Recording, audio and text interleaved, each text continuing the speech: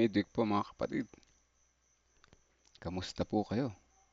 Ngayon ay araw ng Martes mga kapatid. Teka lang, buksan natin. Yan. Ayan. Happy Midweek po mga kapatid at God first morning sa lahat. Sa mga narito ngayon sa live. Salamat po ulit sa muling pagbabalik. At siyempre kasama ulit natin si Jesus sa mga ganito para matuto pang muli. At muli tayong kumunik sa Kanya sapagkat ang taong may pananampalataya ay dumidepende sa Panginoon. Hindi na natutunan natin yan sa God First Morning. Dapat tayo dumidepende sa Panginoon palagi. So good morning po Ate Revi, Ate Lorna, Sister Marlene, si Ate Mitch. Good morning po sa inyo. At yung iba papasok pa lamang at napasarap ang tulog. Medyo malamig yung umaga. Medyo lang, hindi naman ganun ka. So ayan Pastor, good morning po. At ibigay natin ang pagkakataon kay Pastor. Pastor, good morning po. Good morning po kay Mel's. Okay. Yeah, oo nga, medyo hindi nga masyadong malamig pero nag-improve yung panahon. Tama po.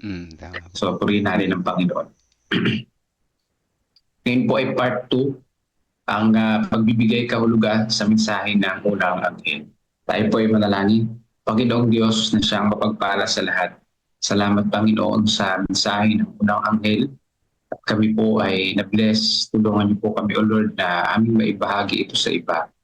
At ilapit niyo po naman kami sa mga Bible interest, sa mga anak po ninyo na talagang handang makinig ng inyong po mga salita. Salamat po sa pag-ibig niyo po sa amin. Salamat po sa pagtinig na aming dalangin. Sa banal na pangalan ni Jesus. Amen. Ayon po dito sa ating text, 7:9-10, ng ating Panginoon ay nasa trono. May mga tronong inilagay at ang matanda sa mga araw ay umpok. Libo-libo ang naglilingkod sa Kanya. Wala iba kundi si Jesus Christ, ang ating Panginoong Diyos. At laksa-laksaan nakatayo sa harapan niya. Ang hukuman ay humanda para sa paghukom at ang mga aklat ay nabuksan.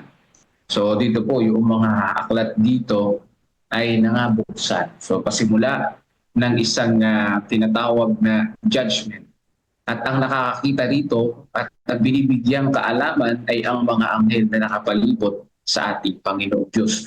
Bukod sa pagbibigay diin sa ikapitong araw na aspeto ng Sabat ng Apokalipsis 14:7, ang isang malaking pagbabago na gagawin ng mga Sabatarian sa mensahe ng unang anghel ay nakatuon sa mga salitang ang oras ng kanyang paghatol ay dumating na. So dito po tayo mag-focus ngayon. Ang oras ng kanyang paghatol ay dumating na.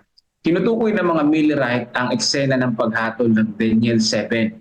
Ang paglilinis ng sanktuaryo ng Daniel 8:14. At ang paghatol ng Apokalipsis 14:7 bilang paghatol ng magaganap sa ikalawang pagdating ni Jesus Christ. So yun yung tinutukoy ng Millerite. Kaya naman para sa kanila, ito ay isang executive na paghatol. Isang panahon kung saan ang Diyos ay nagpasya ng mga gantimpala ayon sa pinili at ginawa ng mga tao. So sa Mateo 16:27. So yung kanilang intindi, yung Millerites, ito ay executive judgment na. Yan, yung pong ang paghatol ay dumating na. Yung binabanggit sa Apokalipsis. Sinabi ni Charles Fitch na ang paghatol ay tumutukoy sa pagkawasak ng sanlibutan. Yan, 14:7. Isang pastor din yun si Charles Fitch ng ibang denomination. Ang mga Sabatarian o mga Seventh-day Adventists, pagkatapos ng maraming taon ng pag-aaral para sa ilan sa kanila, ay darating sa pag-unawa sa paghatol ng mga teksto, sa tekstong iyon bilang isang paghatol bago pagbabalik. Yan. So yung para sa Seventh-day Adventists, nakita natin na bago dumating si Jesus Christ, mayroong paghatol. At susunduin na lamang ng ating Panginoon ang mga banal sa langit. Nasa kalaunan ay tinawag nila isang nagsisiyasat na paghatol. So ibig sabihin na nagsisiyasat na paghatol ay investigative judgment. Yan. Gayunpaman, ang bagong interpretasyon na iyon ay magdudulot ng pagkagambala sa kanilang hanay. At hindi lahat ng mga pinuno ng Sabatarian ay tatanggapin ang konsepto mula sa kalagitnaan hanggang sa huling bahagi ng 1850. So matagal lang panahon na nangyari. Ano? Ang ilang mga kritiko ng ikadalawampung siglo ay nagturo na ang mga Adventista ay mabilis na inilagay ang pre-Advent judgment sa lugar pagkatapos mismo ng 1844 upang gawing dahilan para sa pagkabigo. Yan. So yung pong judgment na ito nagsimula mismo no pagtatapos ng 1844 o yung dulo o yung pagtatapos ng 2,300 days. Iyon ay maaari parang isang kapanipaniwalang interpretasyon. Ngunit hindi ito tumutugma sa mga katotohanan ng kasaysayan. Yun lang, tumutugma. Bakit kaya? No? Una sa lahat, ang konsepto ng isang paghatol bago ang pagbabalik ay nagmula bago pa ang pagkabigo noong October 1844. Nabuo ni Josiah Litch ang idea sa huling bahagi ng 1830s. Grabe talaga sila mag-aaral ng Bible. No? Ay sa panahon na yun talagang sinisiyasat nila mabuti. Ang kanyang pangunahing punto ng panahong iyon ay ang paghatol ay kailangan una sa pagkabuhay muli. Una sa pagkabuhay na maguli. Yung panahon ni Jesus Christ. Noong 1841 ay isinulat niya na walang hukuman ng tao ang mag-iisip na magpataw ng hatol sa isang bilanggo hanggang sa matapos ang kanyang paglilitis, lalo na ang Diyos. So meron din siyang punto. Kaya't ang Diyos, bago ang pagkabuhay na muli, ay dadalhin sa paghatol ang bawat gawa ng tao. Yan, bago mabuhay si Jesus pala, no? Yun ang kanyang interpretasyon. Sa pagkabuhay na muli ay ipapatupad niya ang paghatol ayon sa kanyang mga natuklasan. Pero dito mga kapatid, alam naman ng Diyos kung sino yung maliligtas sa atin. No, hindi na ang investigative judgment hindi yung para sa Diyos, kundi para po yun sa mga anghel, para sila ay maliwanagan. Kasi alam naman ng Diyos ang lahat. Ang Diyos ang nagbibigay liwanag dun sa mga anghel. Kung sino yung mga nararapat na iligtas at yung mga hindi maliligtas. Ang ilang mga milirista ay umangkop sa konsepto ni Litch bago ang October 1844 at iyon ay hindi isang napakahirap na gawain. So may mga Millerites talaga na naniwala rin sa kanya. Yaman ang turo ng Biblia, nagagantipalaan ni Kristo ang mga tao sapagkat siya'y dumating sa mga ulap ng langit ay nagpapahiwatig na bago ang panahong iyon ay napagpasyahan na ng Diyos kung sino ang lalabas sa unang pagkabuhay na muli. So yun po ang kanilang interpretasyon dahil nga sa ang kanilang paniniwala darating si Jesus Christ 1844. Yun.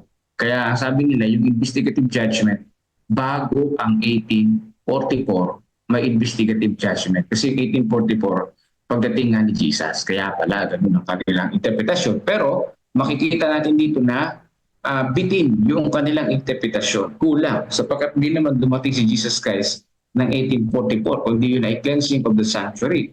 Maari tayo magpasalamat na naglilingkod tayo sa makatarungang Diyos na hindi nagpapasya ayon lamang sa makasariling kagustuhan. Isang umaasa sa katibayan at hindi sa despotikong kapritso. Ibig sabihin mga kapatid, yung interpretasyon natin sa banal na kasulatan ay hindi sa opinion lang ng ibang mga tao, kundi talagang sa Biblia kung ano ang sinabi ng Bible. Kaya ang Diyos ay nagbibigay karunungan sa atin, patuloy natin siyang pasalamatan. Yan, sasabi sa may mga tronong inilagay at ang mga magandanda sa mga araw ay umpo. Libo-libo ang naglilingkod sa kanya at laksa-laksa ang nakatayo sa harapan niya. Ang hukuman ay humanda para sa paghukom at ang mga aklat ay nabuksan. So yung pong investigative judgment ay nangyayari sa panahon po natin ngayon. No? Hindi para sa Diyos, kundi para sa mga anghel. No? Ibinibigay yung information sa kanila kung sino sa mga tao ang maliligtas at kung sino ang hindi.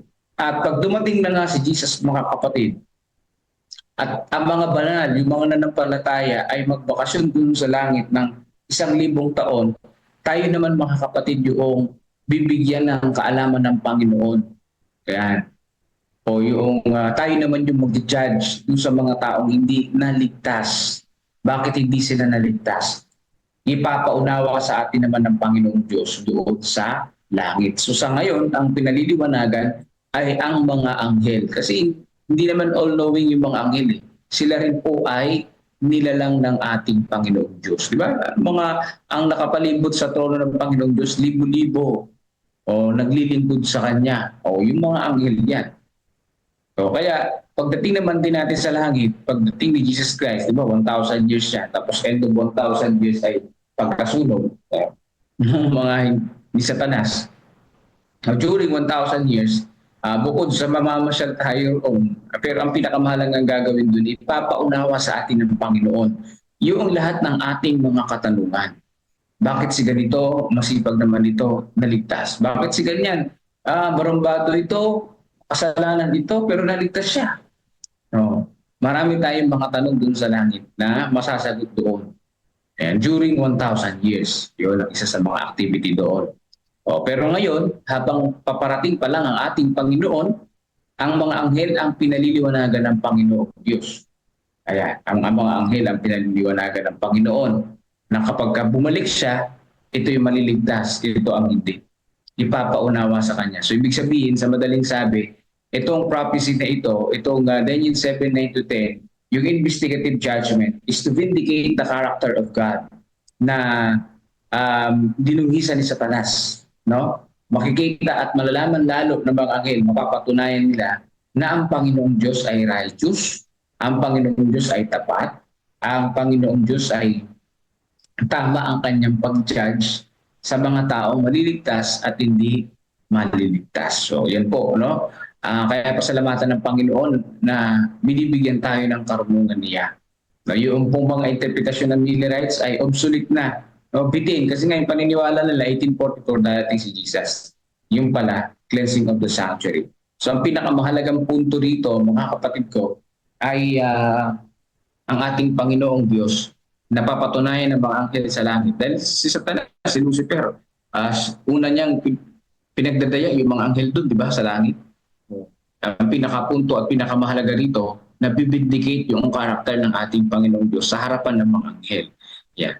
Kapag naman tayo ang iniligtas, na sinalubong natin ang Panginoon sa alapaap at nandun tayo sa langit, 1,000 years, ipapaunawa sa atin ng Panginoong Diyos ang mga nangyari.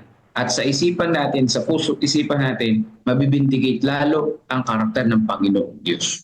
Yan, na ang Diyos ay tapat at talagang karapat-dapat na siya ay sundin at sambahin, mga kapatid. So ganyan po ang mangyayari. Kaya purihin natin ang Panginoon at patuloy natin siyang pasalamatan sa buhay natin ito. Siya ang may hawak ng ating buhay, mga kapatid. No? Siya ang nakakaalam ng lahat ng mga bagay. Kaya sa Kanya tayo dumipend. So isang mapagpalang umaga po sa inyo pong lahat. God bless po, mga kapatid. Kuya Melvin? Amen. Yan, salamat po, Pastor. Ano? Tunay na ang pagdating ng Panginoon ay malapit na, mga kapatid. Ano? Ang mensahe ng unang anghel ay patunay na pinapaalala sa atin para tayo lahat ay sumunod sa kanya, no? Huwag tayong patulog-tulog. Sa panahon tayo ng investigative judgment, baka tayo naman ay pagdating ng Panginoon ay hindi mapasama dun sa sasama sa 1,000 years yung mga unang babangon, ano po. Sana sumama tayo, no? Sana. Pero ako ay nagtitiwala na ang Panginoon ay pag-ibig at ako ay patuloy na kumukulik sa Kanya. No? Kaya yun ang sikreto. No? Dumipende tayo kay Jesus palagi. Dahil sa ating sariling kakayanan, wala tayong magagawa. So ayan, mga kapatid, tayo muna yung manalangin na bago tayo kumulik sa kabila. Let us pray, mga kapatid. Amang banal na makapangyarihan sa lahat, salamat po ulit sa umaga na ito.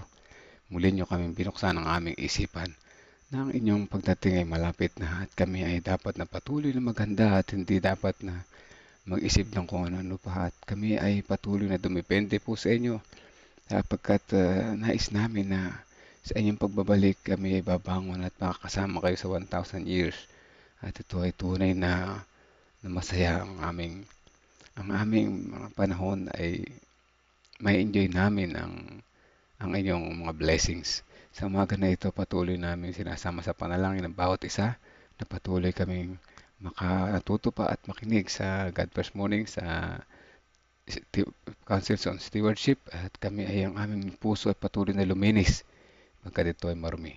Ito ang panalangin sa pangalan ng Jesus. Amen. Okay mga kapatid, connect lamang tayo sa kabila sandali at mawawala yung camera ko, matik. Yan. Ang oras ay 4:32, sakto lang yan. Nagsisimula pa lang yan sila. Ang takot na mawawalan po tayo ng isang bagay sa atin na mahalaga. Yun ho ang nagpapahirap sa atin kaya tayo ay hindi makapagbigay ng sagana. Dahil natatakot po tayong mawalan. Ang paglaban po natin dyan mga kapatid na palagi natin inuulit-ulit dito sa ating devotional every morning, pagtiwalaan ng Diyos. Yun lang po mga kapatid. Manghawak sa pangako ng ating Panginoon, hindi niya tayo pagkukulangin, manghawak, pagtiwala sa kakayanan ng Diyos na punuan ang lahat ng ating pangangailangan. Ang takot ang nagpapahirap sa atin, kaya hindi tayo magkapagbigay ng sagana. Ang takot na mawawalan, ang takot na baka kapusin pag ibinigay, yun po ang magpapahirap sa atin. At napapansin po natin na yun din po ang nagpapahirap sa ating simbahan para kumilos ng mas marami pa sana tayong matatapos. Dahil sa takot na tayo po ay kakapusin at mawawalan, marami pong mga member ng ating church ay hindi maisuko sa Panginoon ang dapat sanang nagagamit na para isulong ang nagtatapos na gawain ng Diyos. Kaya hindi lubusang makagawa ang Panginoon sa atin para tayo baguhin. So unless we give totally ourselves, yung lubos na pagtitiwala sa Panginoon ng ating buong sarili, ay hindi natin ito posibleng magawa. Kaya akin po kayong muling inaanyayahan mga kapatid. I invite every one of us to please put our full confidence in Jesus as our Creator, Owner, and Provider. And let us give liberally. At kung maaari, ilagay po natin sa tamang sisidlan yung systematic, mga kapatid, systematic na pagbibigay. Hayaan nating i-facilitate ang pinagsama-sama nating sacrificial giving ng marami pa po tayong matapos. No? Pero hindi ko po kayo piniprevent, hindi ko po kayo dinidiscourage na huwag na kayong gumawa ng iba pang outreaches. No? Gumawa po kayo ng mga outreach program ninyo, personal, yung mga advocacies po ninyo.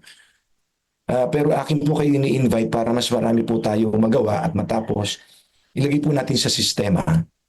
Ipasakop natin ang mga kaloob sa pangangasiwa ng iglesia at sa pangangasiwa po ng ating pong misyon para yung pong mga sacrifices na ito na pinagsama-sama at mapamamahalaan po ng tama ay marami pa po tayong maabot ng mga taong pwede pa nating abutan ng tulong at maibaba natin ng balanse ang lahat ng mga support na ito para sa ating pangangailangan sa gawain ng ating tagapagligtas.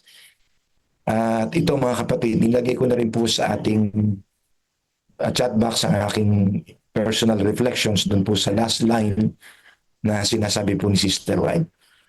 Pagpalain po tayo ng ating Panginoon.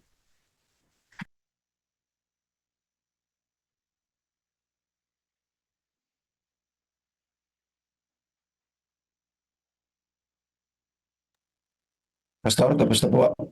Meron pa pong ibang gusto mag-type. Okay, so maraming salamat po, Pastor Jerry, sa reflection ngayong umaga na ito.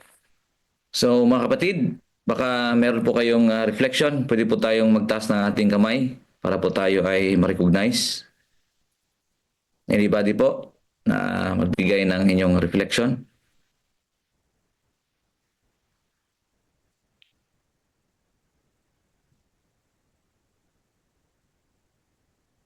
Sige, Ah, Mr. Estabilio, Ayan. kayo na po. Magandang umaga po sa inyong lahat. Good morning po, Morning po. Yumi. Umaga din po sa ating President. Kamusta po kayo dyan sa Davao?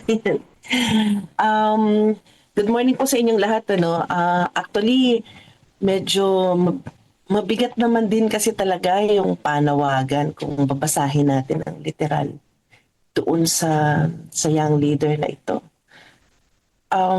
Ibig pa talagang sabihin kailangan ibigay yung lahat ng ari-arian bago sumunod sa Panginoon para makasunod sa Panginoon. Ako po, iniisip ko, siguro kung itong young leader na to ay kinlarify pa niya sa Panginoon, yung sinagot, nagtanong pa siya, kung ano ba talaga ang ibig sabihin. Kasi parang nung narinig niya na yun ang sinahanghamon na binigay sa kanya ng Panginoon, totally tinalikuran na niya, hindi niya mabitawan yung kanyang kayamanan.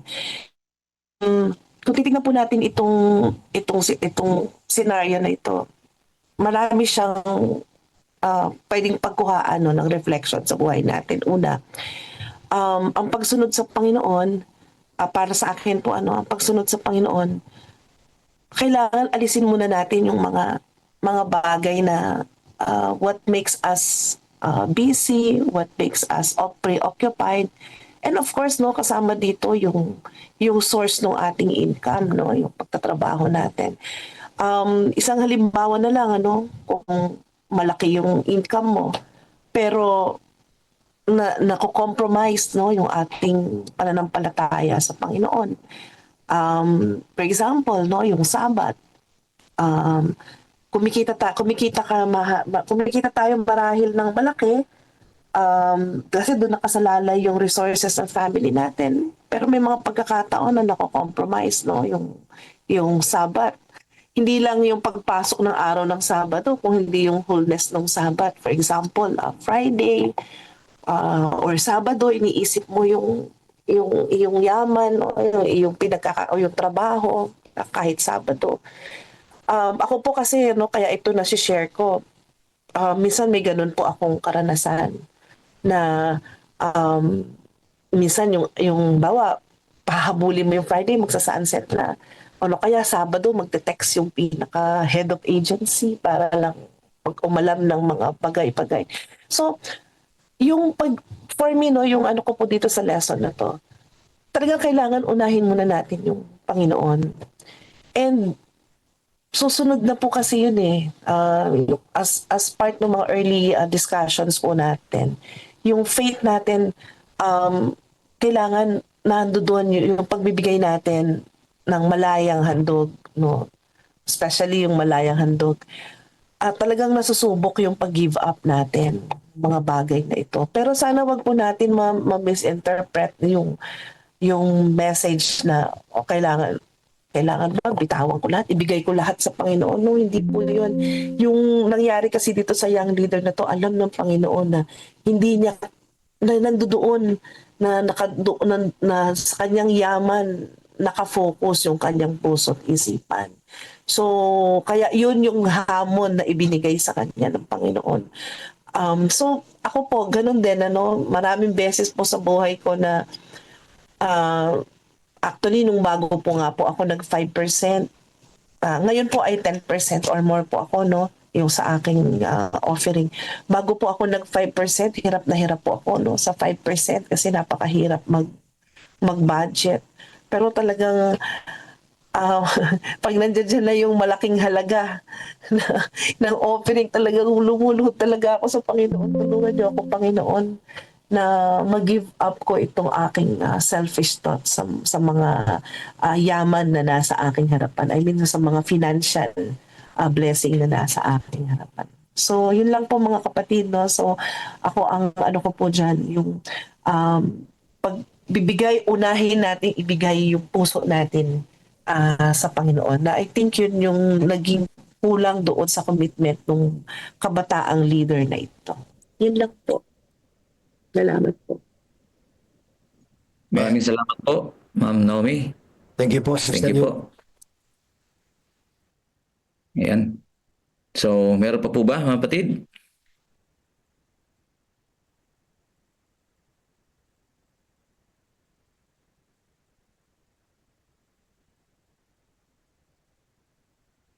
Baka may reflections tayo, Pastor. Baka pwede na natin basahin.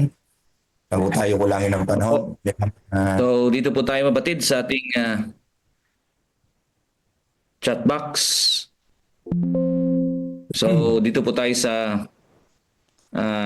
ating chat box. My reflection from this statement. The young ruler represents a large class who would be excellent Christians if there was no cross for them to lift.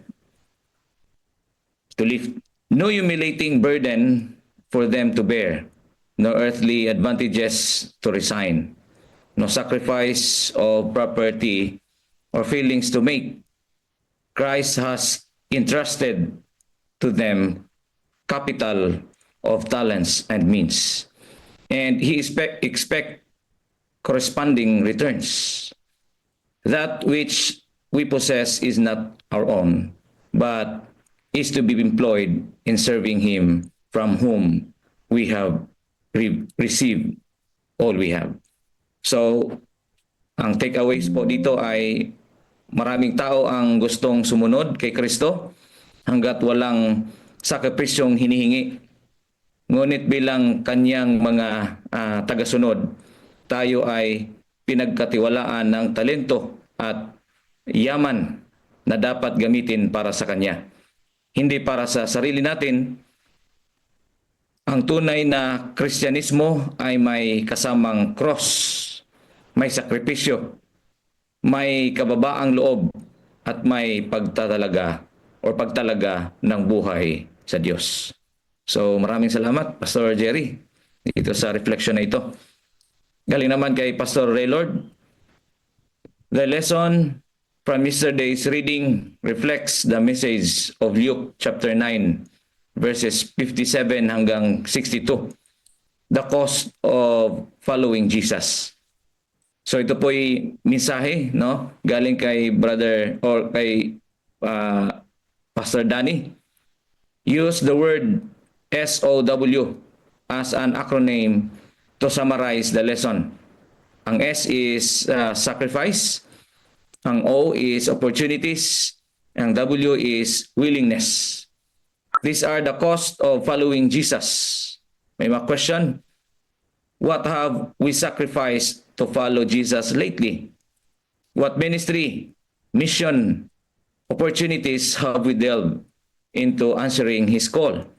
And now, or how willing are we to let go of what material blessings we have been given to further His cause? So, yan po ang message ni Pastor Raylord. Sabi pa niya sa last, may we put God first always. God first morning.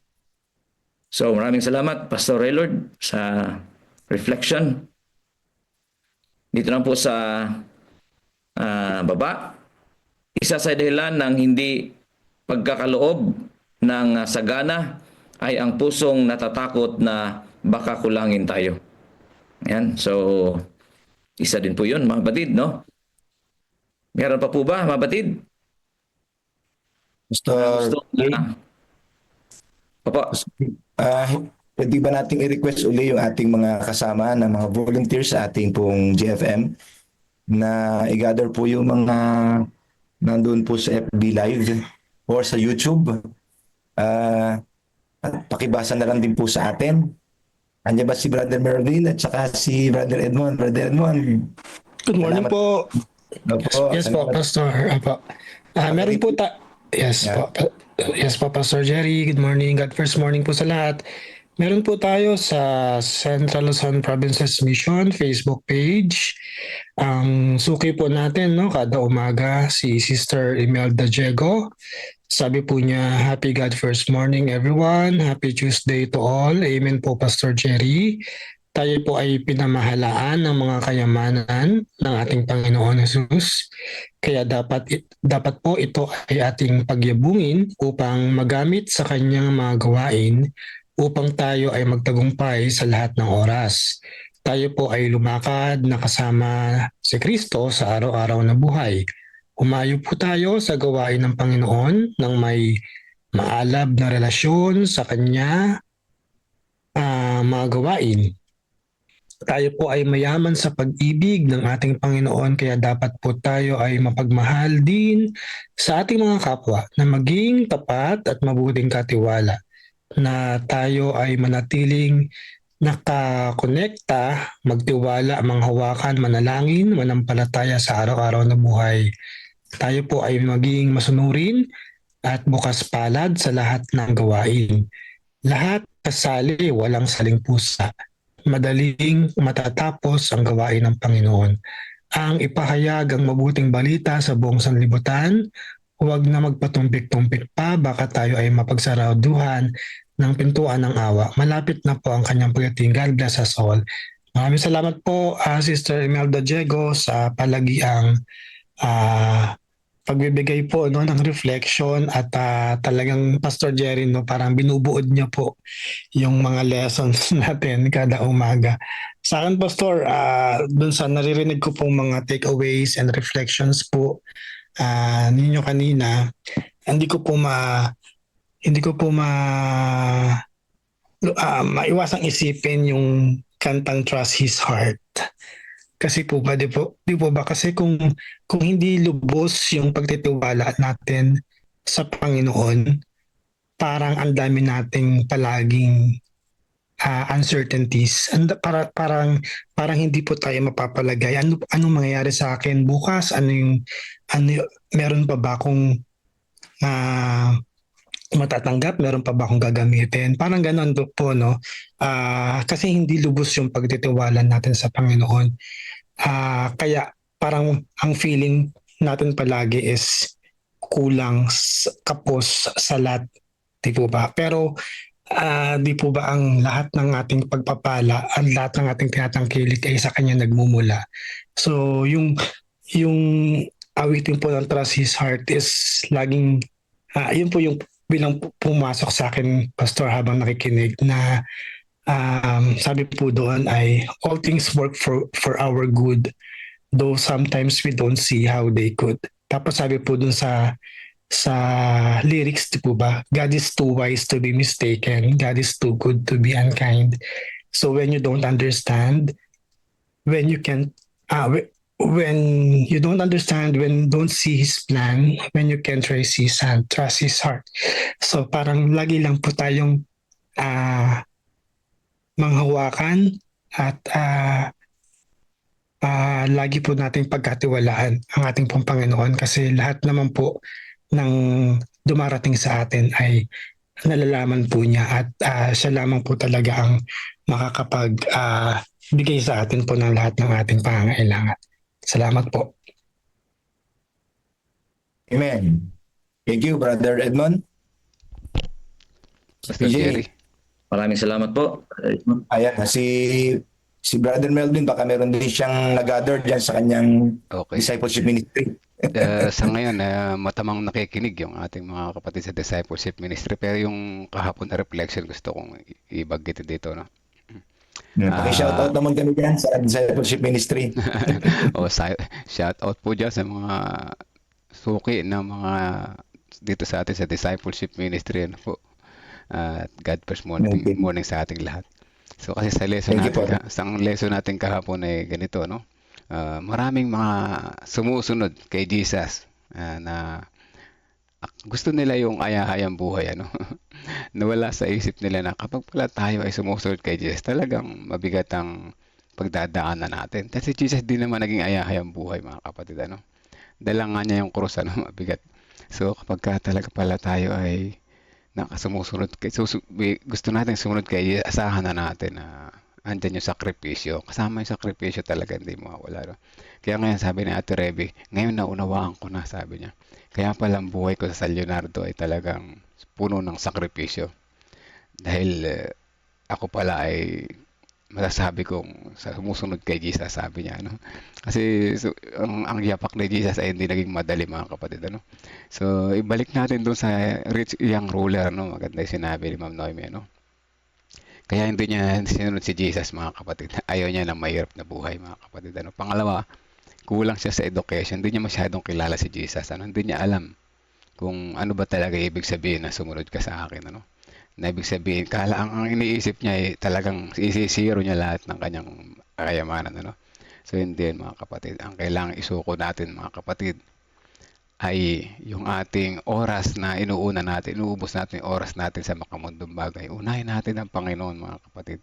Unahin natin sa lahat ng pagkakataon, sa ating oras, sa ating pananalapi. Gamitin natin ang wasto. Yung lahat ng mayroon tayo ay nasa Kanya, at tunay na sa Kanya galing yan, at hindi natin na-acquire ng sarili nating kakayanan. Lahat ay blessing ng Panginoon, ano po. At siyempre, yung pagtitiwala sa Panginoon. Kung kilala natin siya, talagang magtitiwala tayo sa Kanya. Maganda yung sinabi ni Pastor Jerry kanina, no? Iniisip natin na pag binigay pa natin to, wala na. Wala na ako bukas. Pero kung yun para sa Panginoon, ay inuna mo nang itabi, mga kapatid. At yun na lang ang gagastusin mo para sa iyo, yung natirang 80. Hindi mangyayari yung pagdududa, no po. So kasi nakatabi na yun, nailaan mo na yun para sa Panginoon. Yun yung tinatawag na isang simpleng paliwanag ng put God first, ano po. Kapag tayo ay may mga increase, yan, itatabi na natin kasi ganyan namang isang magandang practice, ano po, para hindi ka panghihina, para hindi tayo tawag dito, matutokso ng panghihinayang. Uy, ang laki na nito. Sa mga kapatid, ano, ako, dati rin akong napapaisip, bakit ang laki na nito? So ngayon may technique na ako, ano po. Ang tinitingnan ko yung 80, ba mas malaki pa pala yung natira. O, di ba? So pagka ganun, mga kapatid, hindi na tayo natukso ni Satan ng panghinayang, nagtagumpay tayo sa tukso ng panghihinayang. Pangalawa, nakatulong ka na sa gawain ng lokal at buong sangkatauhan, sa buong globally, ano po, globally. So marami dyan mga kailangan pang marinig, pabalita ng Ebanghelyo. Dahil ang Panginoon ay malapit nang dumating, mga kapatid, magsama-sama tayo na sumunod kay Jesus na may sakripisyo. At ito ay opportunity, mga kapatid, ano? Ang pagsunod kay Jesus ng may sakripisyo ay isang opportunity. Ano po? Isang opportunity, at kailangan natin na tayo ay magtiwala sa Panginoon. Hindi naman niya sinabi na, sumunod ka sa akin, iwan kita. Hindi, pag sinabi, sumunod ka sa akin, siya ay nangunguna, mga kapatid. Yung ruler, kala niya siguro iiwanan siya mag-isa, no? Sabi ni Jesus maliwanag, sumunod ka sa akin. Ibig sabihin, si Jesus yung mangunguna sa daan. At tayo kasama niya, pambira. Ano, meron tayong kasamang isang matibay na abogado. Meron tayong isang matibay na tagapagligtas. At all-knowing God, tapos matatakot pa tayo. Hindi, mga kapatid, ano? Ang faith natin ay tunay na dapat kapag tayo ay nagtiwala sa Kanya, wala na yung takot, mga kapatid. Wala na yung duda, wala na yung takot. Dahil tunay ang Panginoon, hindi tayo pababayaan. Pag sinabi niya, sumunod ka sa akin, hindi Kanya pababayaan. Nandiyan siya sa iyong unahan, ano? Palagi siyang nandiyan sa unahan. At salamat sa opportunity na ibinigay sa akin ng Panginoon, sa atin ng Panginoon. Na pagaman tayo makasalanan, tayo tinatawag niya, ano, na sumunod sa Kanya. Tingnan niyo, gaya ng rich young ruler, makasalanan, no, at inuuna yung sanlibutan. Pero tinawag, ano, ganun din tayo. Ganun din tayo, walang pinupuwera ang Panginoon. Lahat tayo ay mahal niya, mga kapatid. Nawa, yung ating mga pag-iisip ay maging malinaw sa panahon na ito, na tunay na ang Panginoon ay nariyan para samahan tayo, mga kapatid. Maraming salamat po sa lahat. At God first morning po, ito po yung aking reflection. Amen. Amen. Thank you po. Maraming salamat po, Brother Melvin, sa reflection. Time check po ay 4:56 na po, mga kapatid. Pastor, meron pa po sa Facebook. Okay po, basahin ko lang po, no? Sige po. Sister Tess de la Peña, sabi po niya, ang converted at convicted na puso laging nagtitiwala sa Diyos. Amen. Si Sister Lolita Acevedo, sabi po niya, magtiwala lang tayo, hindi tayo pagkukulangin, sobra pa, trust His heart lang tayo. Sabi po niya, salamat po. Amen po. Yeah. Right. Pastor PJ, pakilala mo yung ating taga-susunod salita. Apo. Amen. Sige po. Pastor, meron po sa chat box. Sige po. Dalawa na lang po to. Sige. Ayan, meron po sa chat box. Apa. Sige, Pastor. Sige po. Ay, okay po. Sige po. Basahin ko po. Yun pong balo sa Sige po. Serepta at yung balong nagbigay ng isang kusing, ibinigay nila ang huling yaman at kakainin dahil naramdaman nila ang luwang, lalim at taas ng pag-ibig ng manlalalang. Remember po, 2 beses tayong inari ng Diyos. Isa, nilalang po tayo nung una. Pangalawa, tinubos po tayo, put God first and you will never be last. Sabi po yan ni Brother Moises Canlas. Amen po. Sabi po naman ni Pastor Ernie Marin, wala pa po akong nakitang ang nagbigay ay naghirap. Kung ang kanyang pagbibigay ay totoo at walang pakitang tao. Yan po. Salamat po, Pastor. Thank you po. Pastor Jerry, Amen. pwede ba isa pa? Meron akong gusto i-share na isang naisip ko lang. Sige po. Mabilis lang to, Pastor Jerry. So, Opo. sa ating pagtatapat sa Panginoon, mga kapatid, sa kanyang ating pagsakripisyo, ang isang natutunan ko dito ay maganda, no? Kailangan pala natin makontento. Yan, ano? Kasi yung tao walang kontento eh. Kailangan natin makontento. Nung ako ay maganda yung trabaho ko dati, tapos bigla ako nagkasakit na naisip ko kagad paano dati kaya hindi ako makapag-quit sa pag-seaman, Pastor Jerry. Dahil iniisip ko yung malaking kinikita ko. Sabi ko paano ako mabubuhay kung wala akong ganitong kalaking kinikita. Pero alam nyo na nakakausap ko yung isa kong kaibigan sa Baguio na dating ko kasama sa trabaho. Sabi niya, Brad, sabi niya ganun. Okay na ako rito, hindi na ako babalik sa barko. Kailangan ko lang pala makontento. Tumatak sa isip ko yun, mga kapatid. Ano? Nung ako'y nagkasakit na, ako'y nabubuhay na, kumikita na ng maliliit. Naisip ko yun, Pastor Jerry. Kailangan ko lang pala makontento, Pastor Jerry. Sapat din pala yung biyaya ng Panginoon. Kailangan ko lang makontento. Kaya tayo nagkakasala yung contentment, ano?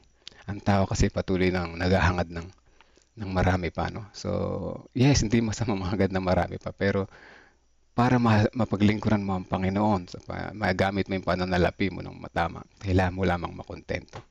Isang sekreto yan, mga kapatid, kailangan nating makontento. Ayan lang po. Amen. Amen. Amen. Amen. Maraming salamat po. Contentment. Sige, So, para po sa ating Amen.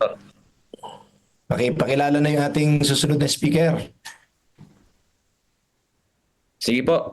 Para po sa ating pangalawang programa, mga batid, ang atin pong tagapagsalita bago po ang pagkatapos po ng ating video presentation, ating tagapagsalita ay isang elder ng Kabakuhan Church. Walang iba kundi si Elder Jonas Salangsang. Pagkatapos naman po ng mensahe ng ating elder, ay susunod po tayo sa ating prayer focus. Ang mangunguna po sa ating acts of prayer ay ang una po sa adoration at confession ay si Pastor Ray Escabusa. At ang sa Thanksgiving naman po at supplication ay si Sister Joy Mercader from Subic Church po. So yan po ang pagkasunod-sunod ng ating programa. Amen. Salamat, Pastor. Mga kapatid, kung kayo po ay na-bless sa umagang ito na muli sa ating pong mga sharings and reflections, pwede po ba kayong gumamit ng inyong mga reactions diyan sa inyo po mga buttons at sabay-sabay po tayong pumindot ng heart. Tingnan po para makita ko lang po kung how you are really blessed this morning. Can you put a simple heart in your screen? Ayan, yun, dami na. Amen. Amen. Amen. Amen. Okay. Yan, salamat po. Salamat po. Yan, punuin natin ng puso ang ating mga screen. Yan, salamat po. Alam niyo mga kapatid, ako po ay buong pusong nagtitiwala at naniniwala, Pastor PJ, na tayong lahat ay naghahangad dito po sa God First Morning Participants at sa mga advocates ng Christian Stewardship. Naniniwala po ako na tayong lahat ay gusto na pong matapos ang gawain ng Diyos. Amen? Amen. Gusto, Amen. Amen. gusto na po natin makauwi sa tahanan na inihanda sa atin ng Panginoon. At naniniwala rin po ako na tayong lahat ay kumbinsido at converted na malaking bahagi ng atin pong pakikisangkot sa gawain ng Diyos ay bukod sa mga personal involvement, yung tinatawag nating total member involvement, ay kailangan talaga natin ng sama-samang pagsasakripisyo in all areas of our life. Primarily po dyan, yung ating pong mga giving potentials, no? Yung ating pong mga spiritual giving, na binuyo ng pag-ibig, malaking pag-ibig sa Panginoon. Yung po bang tugon ng pagmamahal sa ating Panginoon ng mayroong buong pagtitiwala sa Kanya na kaya niyang i-provide ang lahat ng ating pangangailangan. So ako po ay naniniwala na kung marirealize lang nating lahat, kasama po ng mga wala dito, na pagtutulong-tulungan po nating kwentuhan, sabihan, na mga inspirasyon na atin po natututunan dito, ay maaakay din po natin silang lahat na katulad ng ating experience na sa simula ay parang di madali, pero eventually nagiging way of life na po natin lahat na madaling isuko, ibigay sa Panginoon ang lahat na hinihingi niya. At sinisimulan po natin ito sa pagbibigay ng mayroong pong pagsasakripisyo, yung hindi yung galing po sa mga tira ng ating pong mga income o resources, kundi yung nagiging part na siya ng buhay natin, yung giving plan, intentional plan, yun po yung mga pinaplanong pagbibigay para po sa pagsulong ng malawak na gawain ng Diyos sa buong sanlibutan, locally and globally. At mga kapatid, ito po ay very serious sa Panginoon. Meron po tayong isang devotional reading ng Sabbath video ng God First, na meron po doon content na nagsasabing nung sabihin ng ating Panginoon sa lalaki na kung gusto mong talagang maligtas ay ipagbili mo ang lahat ng iyong mga ari-arian at ibigay mo sa mga minamahal kong mga dukha, na mga helpless, mga weak, mga defenseless na mga tao, and then follow me. Sinabi po doon sa ating pong devotional, kung naalaala po niya, na-play po natin dito yan, kung makikita sana ni Brother Melvin, sinabi po doon ng video na reflection ay baka nagbibiro lang si Jesus. Baka binibiro lang ito ni Jesus, no? Siguro, hindi naman siguro seryoso si Jesus, no? No, sabi gano'n ng video ay, Jesus is really wanted that man to be saved. Gusto ng Panginoon na ang lalaking ito na mayaman ay maligtas. Gusto niyang iligtas ito. Kaya serious si Jesus na iwanan mo yan kasi pagka higit mong mahal yan sa akin, hindi talaga kita pwedeng iligtas. Hindi kita pwedeng mailigtas kasi higit mong mahal ang iyong kayamanan. Ang mensaheng ito, mga kapatid, ay natudulot sa atin ng higit pang kakayanan kapag ka ito ay ating magawa na unti-unti na po natin i-detach ang ating pong sarili sa mga bagay na sa lupa, ay unti-unti na po tayong nagiging lubos na malawak ang pwede nating magawa at mabilis na matatapos ang gawain ng Diyos. Allow me to share, Pastor PJ, naalala ko lang bigla itong quotation ni Sister Pipe, na ito po'y nais kong i-share sa inyo. Alam ko, nakikita nyo na po siguro, mga kapatid. This is a very important quote from Ellen White, na ini-encourage ko po kayo na ito po'y ating pong idalangin, na gusto po nating lahat ay matapos ng mabilis ang gawain ng Diyos. Ang sabi po niya dito, sabi po dito, the Lord can do more in 1 hour than we can do in a whole lifetime. And when he sees that his people are fully consecrated, let me tell you, a great work will be done in a short time. And the message of truth will be carried into the dark places of the earth where it has never been proclaimed. Mga kapatid, ang susi lang po talaga ay full consecrations of our life. Yung magagawa natin sa loob ng isang taon, gagawin lang natin ng mahigsing panahon.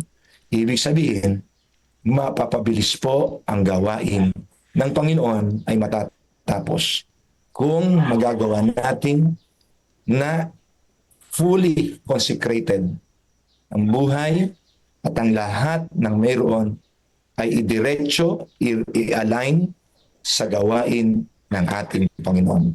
All, mga kapatid, hindi lang basta material na pagsusuko. Lahat ng kaloob ng Panginoon sa atin ay gamitin natin ng lubusan sa linya ng pagmimisyon. At eventually, tayong lahat ay sasalubong na sa ating tagapagligtas. Uuwi na ho tayo sa kaharian na inihanda sa atin ng ating Panginoon. Kung kayo po ay naniniwala na tayo ay mapapabilis na ang gawain, at least kung dito man sa Central Luzon Provinces Mission, pwede po ba natin uling punuin ng puso ang ating pong mga screen at pagsasabi ng just Amen kung kayo po ay naniniwala na mapapabilis ang gawain kung fully consecrated tayong lahat. Amen. Amen. Amen. Amen. Amen. Amen. Amen po. Brother Melvin? Amen. Okay po. Sana natsambahan ko yung pagpili dito. No? Pakinggan po natin yung ating God First video. Amen.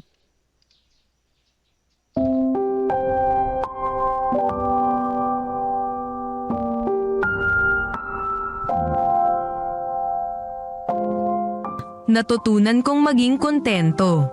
June 15. Hindi sa nagsasalita ako dala ng pangangailangan, sapagkat aking natutuhan, ang masyahan sa anumang kalagayang aking kinaroroonan.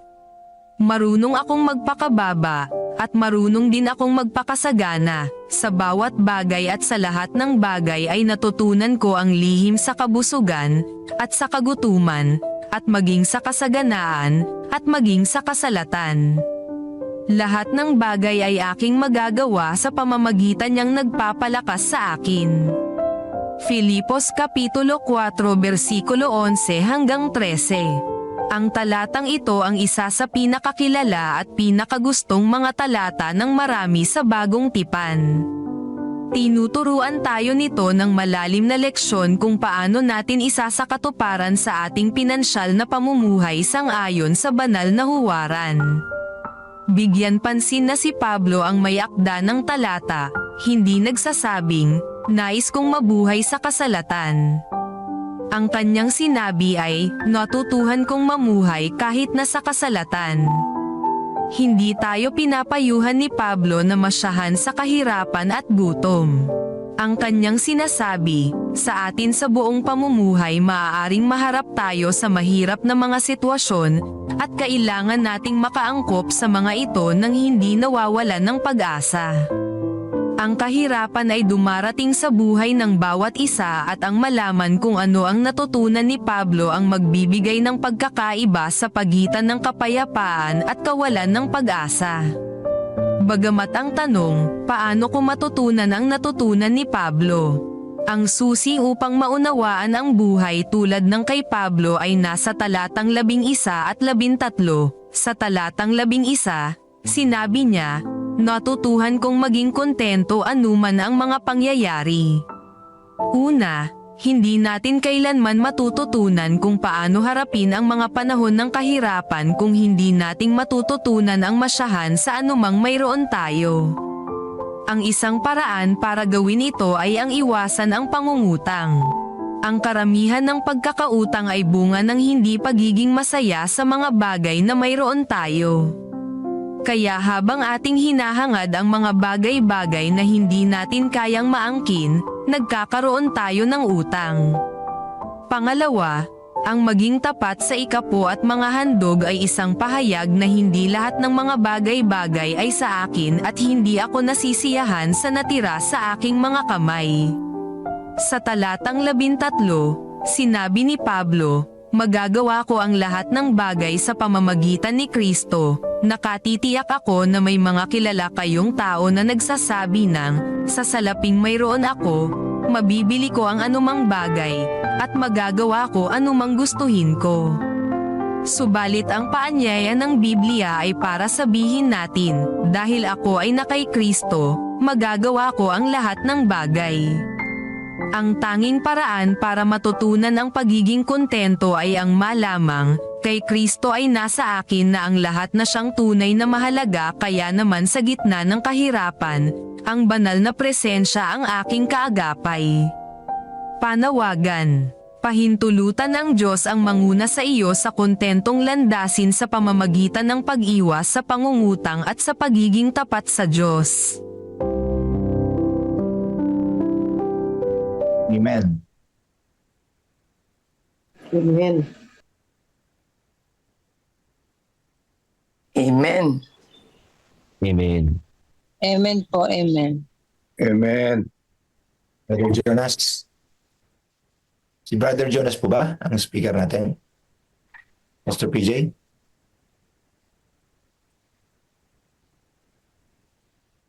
Yan. Sige, brother. Hindi na po.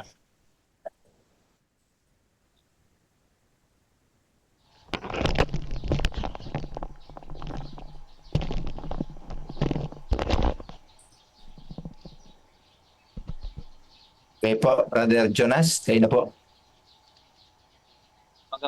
Mga kapatid, Nakamute po yata kayo. Hindi namin naririnig. Ayan po. Narinig niyo na po? Bakit may echo po? Rinig na po. May ikaw nga lang po.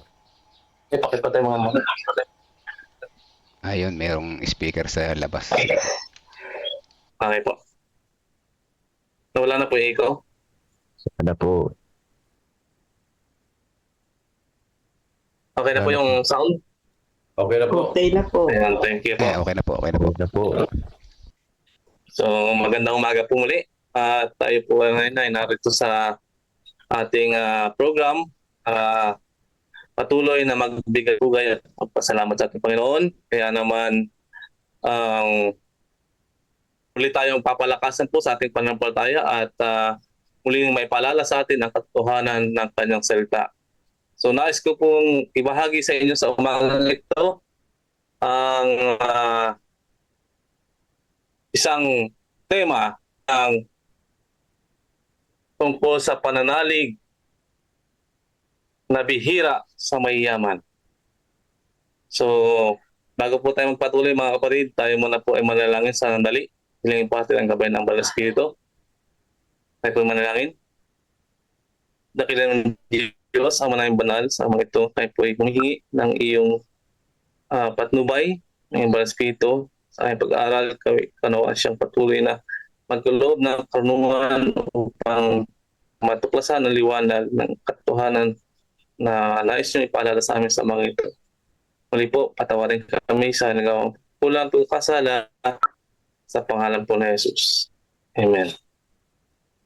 So, ang ating pong susing talata ay matatagpuan po sa aklat ng Mateo, Kapitulo 19, versikulo 23 hanggang 24. Kung kayo po may mga Biblia, pwede niyo po ako sundan. At dito po ang sinasabi.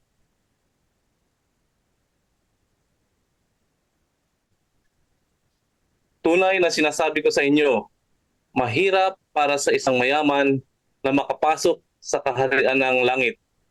Muli kong sinasabi, mas madali pang makaraan ang kamelyo sa butas ng karayom kaysa makapasok sa kaharian ng Diyos, ang isang mayaman. So mga kapatid, sa ating panahon ngayon, Ang tagumpay po ay kadalasang sinusukat sa yaman, sa pera or ari-arian, atihan. Ngunit sabi po sa ating aralin ngayon, pinapaalalahanan po tayo ng Biblia at ni Ellen G. White na ang tunay na pananampalataya po ay bihira, no, sa mga mayayaman. Hindi ito dahil sa masama ang kayamanan, mga kapatid, kundi dahil ang puso ay madaling may tali sa mga bagay na nasa sanlibutan kaysa sa ating Panginoon Diyos. Kaya may tatlong punto na nais ibahagi sa ating ngayon mula sa leksyong ito. So, unang punto po na ating makikita sa ating pag-aaral ay yung tinatawag na ang tunay na pananampalataya ay kailangan ng magawa. Genuine faith sustained by works is rare. Ayon po sa Santiago 2:17, gayon din naman ang pananampalataya kung ito'y walang magawa ay patay sa kanyang sarili. At maraming sila'y may pananampalataya, ngunit ito'y hindi nakikita po sa kanilang mga buhay. Lalo na po sa mga mayayaman. Madalas po mga kapatid, kung inyong ito po ay mas nakasalalay, ang mga mayayaman, sila yung nakasalalay sa kanilang mga kayamanan kaysa sa Diyos. So, ang aplikasyon po nito, tayo po ay tinatawagan na ipakita ang ating pananalig sa pamamagitan ng gawa, pagtulong sa kapwa, pagiging tapat at aktibong paglilingkod. Ang pangalawang punto po ay ang tunay na pananampalataya ay may malakas na impluwensya. Ang sabi po doon, all who possess with faith will be men who will not lack influence. Sinasabi po sa Mateo 5:14, kayo ang ilaw ng sanlibutan. So kapag ang isang taong mayaman, may kayamanan ay tapat na sa pananampalataya, siya po ay nagiging makapangyarihang instrumento sa gawain ng Diyos. Ang kanyang impluwensya po ay hindi dahil sa kayamanan, kundi dahil sa liwanag ng kanyang pananampalataya. Amen po ba mga kapatid? Amen. Amen. So gamitin natin ang anumang biyayang ipagkaloob o pinagkaloob ng Diyos, kayamanan o talento man para sa kanyang kalwalhatian. At ang pangatlong punto po ay mas mahalaga ang kaluluwa kaysa sa kayamanan. Ang sabi nga ng Marcos 8:36, what are money, houses, and lands in comparison with even one soul? Sa Tagalog, sapagkat ano ang mapapakinabang ng tao kung makamtan niya man ang buong sanlibutan, ngunit mapapahamak naman ang kanyang kaluluwa. So mga Kristo ay namatay po para sa bawat kaluluwa. Ang tunay na pananampalataya ay makikita po ang halaga ng kaligtasan ng iba kaysa sa personal na kayamanan. At ito po yung magiging aplikasyon natin na dapat tayo maging handa po mga kapatid na magsakripisyo ng oras, ng yaman, at lakas para sa kaligtasan ng iba. Kaya naman mga kapatid, sa panghuli na panawagan ngayong umagang ito sa ating pag-aaral ay ang tunay na pananampalataya po mga kapatid ay bihira, hindi lamang sa mayayaman, kundi sa lahat po ng mga pusong nakakapit sa mundo Kaya nais ng Diyos po na tayo ay may pakita ang pananampalatayang may gawa, may malasakit sa kaluluwa, at may sakripisyong tulad po ni Kristo, mga kapatid. Piliin po natin ngayon, mga kapatid, na unahin ang kaluwalhatian ng Diyos kaysa sa kanyang kayamanan o kaysa sa kayamanan ng sanlibutan, mga kapatid. At ito lang po ang mensahe na nais kong ibahagi sa inyo sa mga ito. Maraming pong salamat. Pagpalain po tayo ng Panginoon. Magandang umaga po. Amen. Amen. Maraming salamat po, Elder Jonas Salangsang, sa napagandang mensahe. Tayo na po ay proceed sa ating Amen, mga kapatid. Ano? Kaya kita nyo, sabi ko sa inyo eh.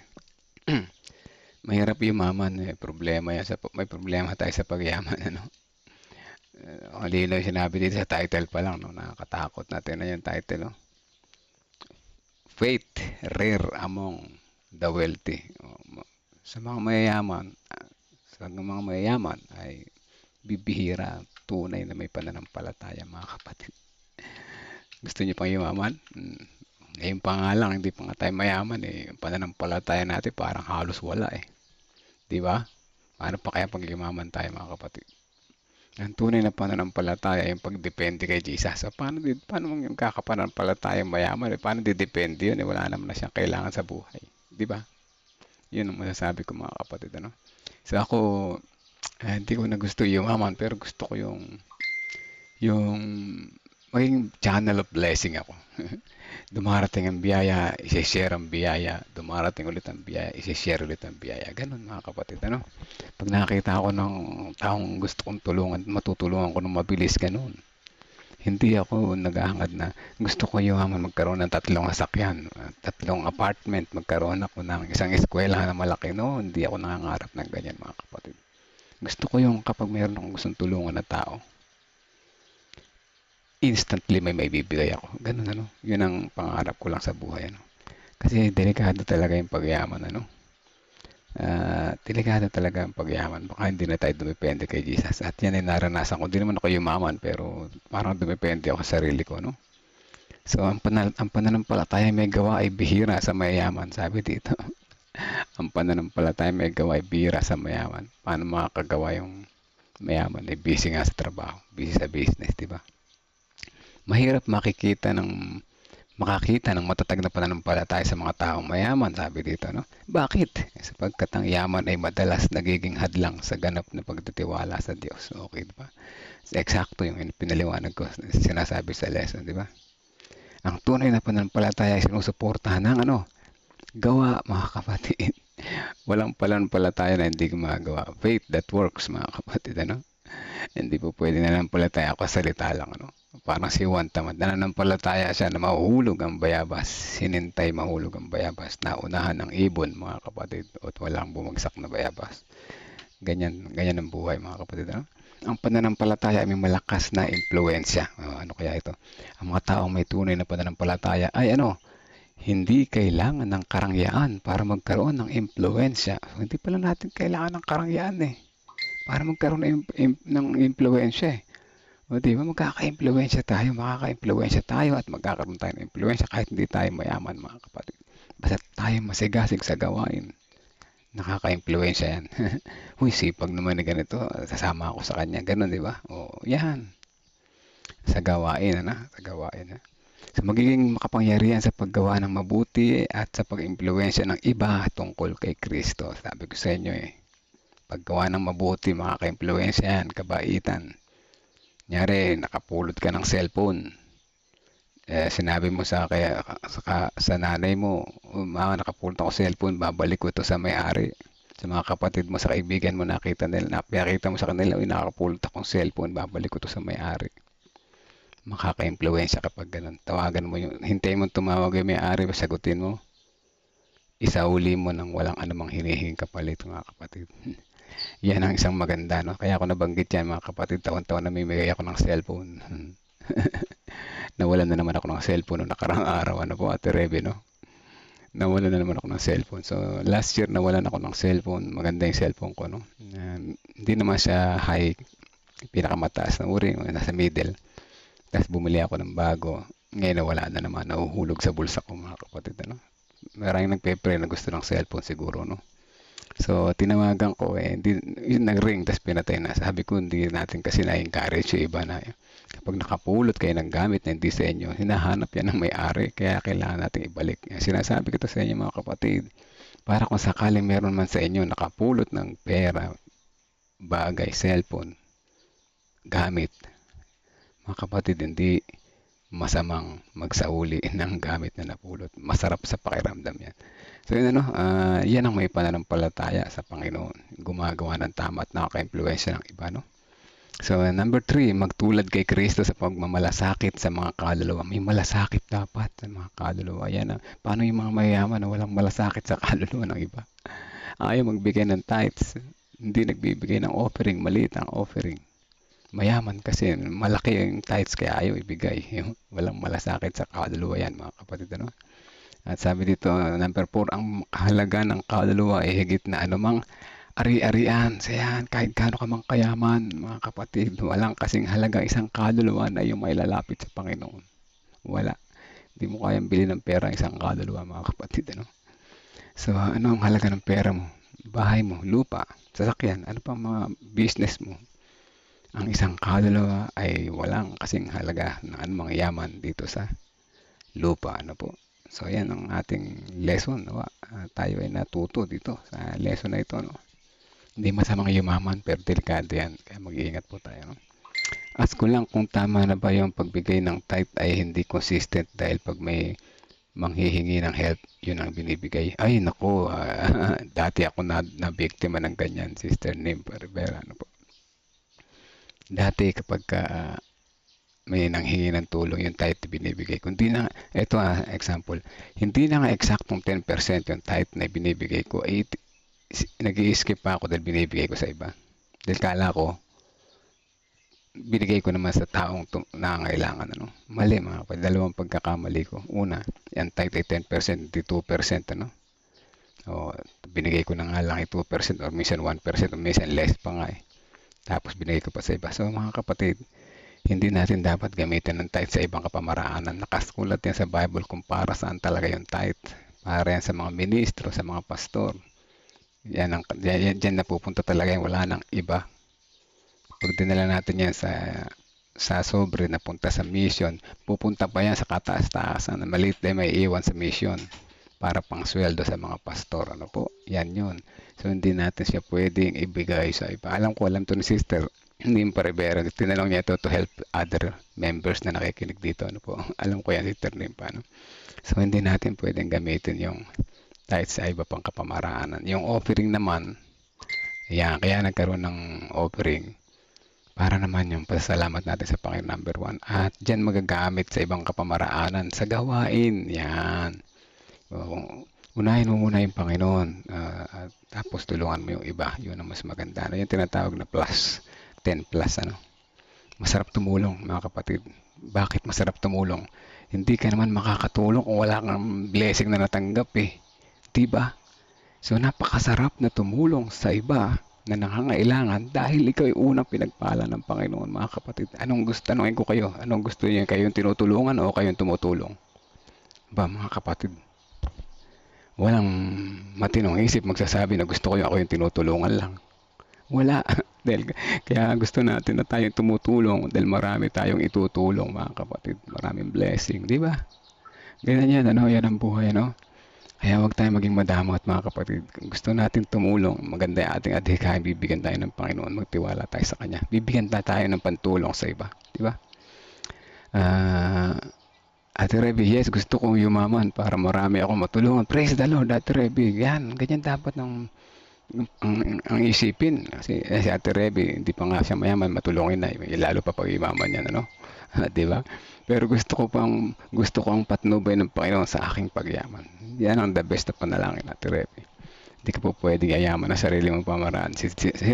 Pag hindi ang Panginoon ang pumatnubay sa iyong pagyaman, wala na iba kundi si devil yun.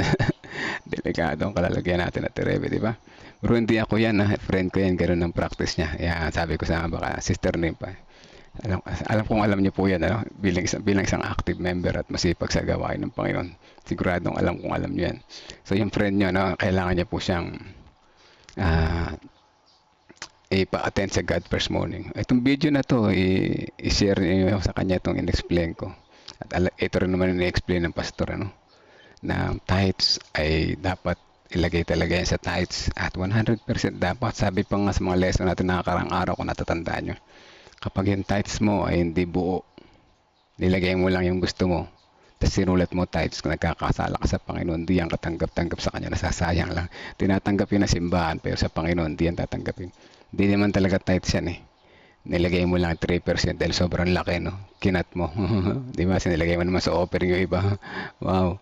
Di ba? So, mali, ano? Mali pamamaraan. So, maging tapat tayo sa Panginoon dahil siya ay tapat sa atin sa lahat ng bagay. Yan yung masasabi ko sa friend niya po na yan ang practice niya. Malamang may pera itong friend niya po, no? Na ayaw rin niyang, marami kasi isip ko dati, Sister Name pa eh. Sabi ko, mas nangangailangan yung malapit lang dito sa amin eh. Ba't lalagay ko pa sa church? Mapupunta pa saan? Dito na lang para mas maitulong ko ng mas maganda. Yun ang isip ko dati, which is wrong. Very wrong, mga kapatid. Walang nakapupunta maganda. Bakit? Selfish ako eh. Hindi ko turulong sa mission, sa local eh. Dapat global. Ganun ang mas maganda, di ba? Nakatulong ka na sa local, nakatulong ka pa sa global. And then, kung makatulong ka, meron ka pang extra, bigyan mo yung nangangailangan kahit konti lang, huwag lang siyang masiro, di ba? Ganun lang yun, ano? So, nagpapasalamat po ako, sabi ni Sister Melissa Gamboa, na sinapit ko ang 65 na karawan. Oh, happy birthday po, Sister Melissa Gamboa, at pagpapray natin kayo, no? Na maging malusog sa loob ng isang taon. Thank you, Lord. Ayan, praise the Lord na po. O, yung ice cream, mamaya na lang. Digital ice cream. Ito po, ice cream, sorbetes. Mainit, no? So, ayan, tayo manalangin, mga kapatid. Maganda yung ating lessons na tungkol sa bumalik sa mayaman, ano? Delikado itong mayaman na ito. Kaya wala ako bukas sa reflection time. Mga kapatid, simula bukas, si Pastor yung manguna sa devotional. Kasi nasa Bicol lang for 5 days. Mamimiss ko kayo. Sa Monday tayo magkikita-kita ulit. Monday or Tuesday, depende, no? So, baka may mamiss ako dyan sa taas. Pakisama sa panalangin ng aking pagpunta sa Isabela, Espote Rebe. Natandaan ko yan, no? Na po makakuha agad ng SPA para makabalik ako agad dito sa San Leonardo at ganoon din ang medical mission. Oh, yes naman, medical mission sa katapusan, no? Nito yung 27-28, ano? Diyan sa San Leonardo, ganapin po dito. Nawa po may maging matagumpay po ang lahat. Thanks po. Magiging matagumpay yan, ano po? Magiging matagumpay po lahat yan. Wala na. Let's pray, mga kapatid. Ganun ulit, 30 seconds and then I will continue praying. Let us pray, mga kapatid.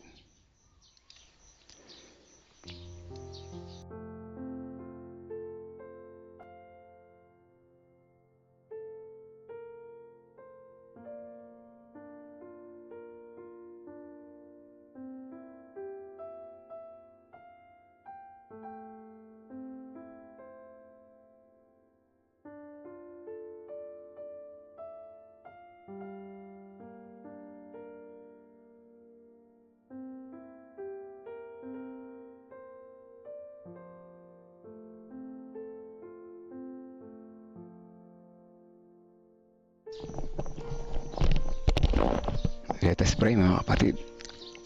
Amang banal na makapangyarihan sa lahat, lubos ang aming pasalamat po sa umaga na ito na panibagong buhay at kalakasan ay aming naranasan mula sa inyo sa kabila ng aming maimbing na pagkakatulog na wala kaming nalalaman kung kami babangon sa umaga na ito ay ipinagkaloob niyo ulit sa amin ang aming buhay. Salamat po, Diyos, lalo higit sa mensahe sa umaga na ito na ang pananampalataya ay bihirang matagpuan sa mayayaman. O dakilan Diyos, sino ang hindi magnanais na magkaroon ng yaman? Ngunit salamat dahil sa inyong mga gabay at patnubay, kami man ay magkaroon ng pagkakataon na yumaman. Magagawa namin ang tama. Kung paano ito gagamitin, ipamamahagi sa gawain upang kami maging channels of blessing. Masaya habang nagtitiwala, naglilingkod po sa inyo at nananampalataya. Salamat po, dakilan Diyos. At ginigising mo kami sa bawat umaga sa mga magandang aral na madadala namin sa araw-araw namin pamumuhay. May tuturo namin sa aming mga anak habang sila ay lumalaki. Nang sa ganun sila ay hindi maging madamot na katulad namin na nagkamali na una. O Diyos, salamat po. Salamat sa araw-araw na gabay at patnubay. Tunay na ramdam po namin ang inyong pagmamahal. Sa pagpapatuloy na aming panalangin, nais po namin isama sa panalangin ang bawat isa. May mga kahilingan kami, mga pangalan na nais naming ilapit po sa inyo. Hindi po itong dinggin. At sila ay, ang Holy Spirit ang mauna sa kanilang mga puso nang sila ay makilala po nila kayo ng lubusan. Dalangin din namin ang mga prayer request doon sa GFM God First Morning, ang prayer focus, gayon din ang lahat ng mga prayer request doon sa kapatiran doon, at gayon din naman dito sa amin. Ang sambayan ni Ate Revy Padilla, siya ay pupunta sa Isabela para ayusin ang kanyang dapat ayusin.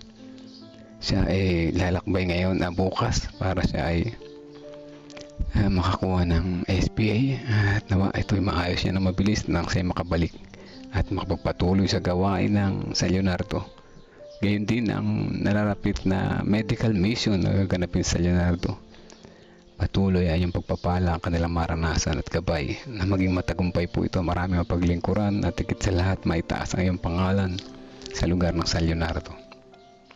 Dalangin din po namin ang pasasalamat ni Sister Neneng para sa kanyang mga apo at sila ay magagaling na. Salamat po sa inyong pagpapagaling at dalangin din namin ang kanyang buong pamilya na patuloy na bigyan ng kalusugan at siya magkaroon ng trabaho na at ang kanyang asawa na nararapat para sa kanila.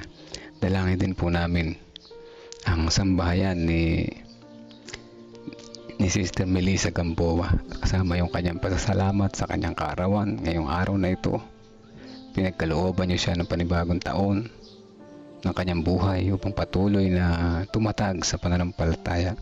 Salamat po sa mga taon na nagdaan, na mga pagsubok na kanyang pinagdaanan na patuloy na nagpatatag sa kanya hanggang sa mga oras na ito.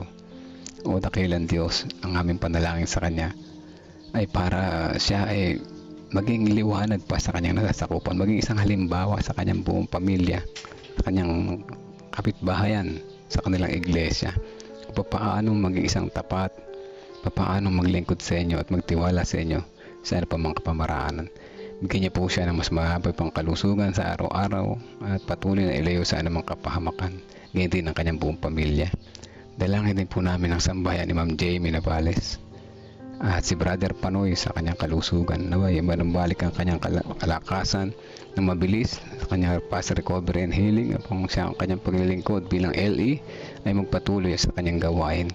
Ganyan din dalangin namin si Kuya Rick Masiklat at si Daddy Pogi sa kanilang kalusugan o dakilang Diyos, kasama ng kanilang hanap buhay, ang kanilang gawain at ang kanilang buong pamilya.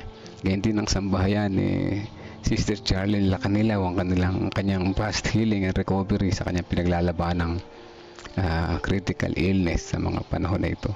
At ganyan din ang sambahayan ni Ate Lorna, Kuya Bobby Paa sa kanilang pagtitinda. Samahan po sila o dakilang Diyos ang kanilang kalusugan.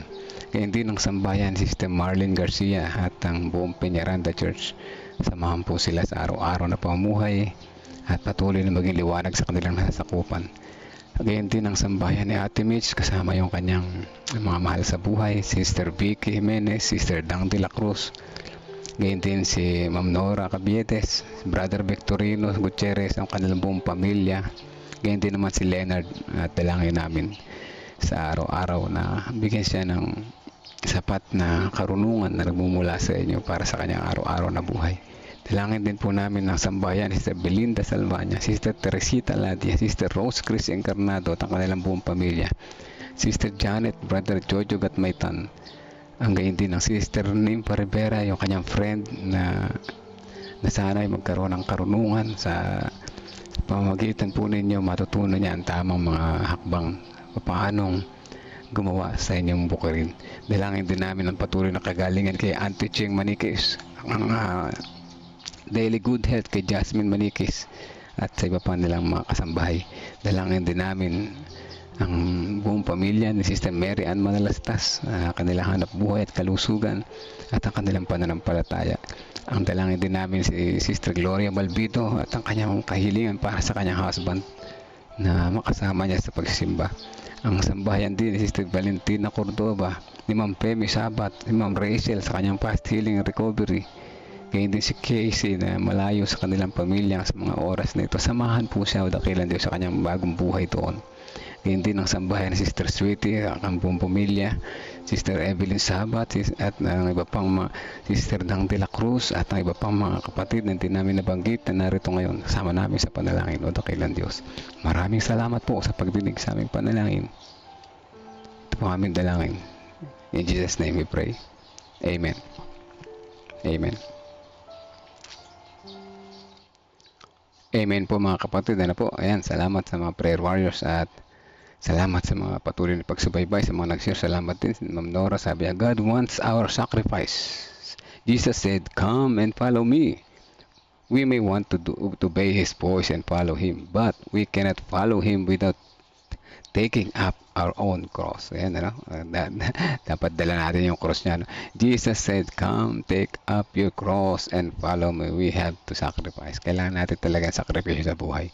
Hindi mawala yung buhay na walang sakripisyo. Magsa-sacrifice talaga tayo. Ano po? At di naman tayo naghihirap. Kasama natin si Jesus. Ano? So, ayan, ano? So, yan ang para sa araw ng Martes. Ang oras 5:43. May oras pa. Salamat din po, Sister Melissa Gamboa. At bukas ay kasama natin si Pastor. At maghapon ay pwede tayong maglakad-lakad na, magpapawis, ano po, walang hangin pero hindi naman ganun kainit ngayong umaga. At pagpalain tayo ng Panginoon sa araw na ito.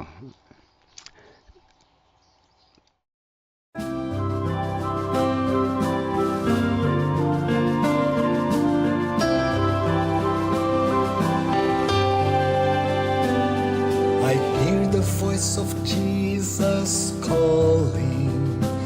My answer is, I will go. I see the need of people crying. My answer is, I will go. I go to share the message of love. I go to share the blessed hope. But if I get discouraged, I call to Jesus' help, because I have this